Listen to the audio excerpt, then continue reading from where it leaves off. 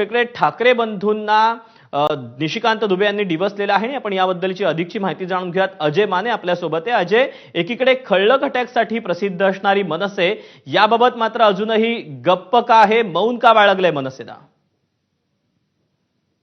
आपण जर पाहिलं तर नुकताच जो मेळावा पार पडला त्याच्यानंतर थेट पक्षप्रमुख म्हणजे मनसेचे जे अध्यक्ष आहेत राज ठाकरे यांनी सगळ्या प्रवक्त्यांना, पदाधिकाऱ्यांना, नेत्यांना सूचना दिलेल्या आहेत की कुठल्याही विषयावर बोलण्याआधी त्या विषयासंदर्भात माझ्यासोबत संवाद साधा आणि त्याच्यानंतरच त्या विषयासंदर्भातली भूमिका मांडा.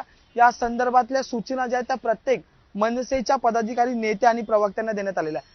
त्याच्यानंतर आजचे हे निशिकांत दुबेंचं वक्तव्य याच्यावर त्यामुळे मनसेच्या अनेक नेत्यांना मी स्वतःहून संपर्क करण्याचा प्रयत्न केला, पण अद्यापही कोणाकडूनही प्रतिक्रिया देण्याचे ते तयारी दाखवण्यात आलेली नाही. सगळ्यांचं म्हणणं हेच आहे की थेट आता जे ते आम्हाला सांगण्यात आलेलं आहे की कुठलीही प्रतिक्रिया देण्याआधी आम्हाला साहेबांची परवानगी घ्यावी लागणार, त्यामुळे आम्ही विचारून सांगतो. पण त्याच्यानंतर जी आहे ती परवानगी किंवा मग कुणाचाही फोन जो आहे तो पुन्हा आलेला नाही. त्यामुळे मनसेची जी मनसे मराठीच्या मुद्द्यांवर सतत म्हणजे जसं प्रसन्न सर तुम्ही म्हणतात की शरद पवारांसाठी जी मनसे आक्रमक झाली होती, आता तर थेट त्या मनसेच्या पक्षप्रमुखांवर किंवा त्या ठाकरेंच्या पक्षप्रमुखांवर जो आहे तो आवाज उचलला गेला आहे.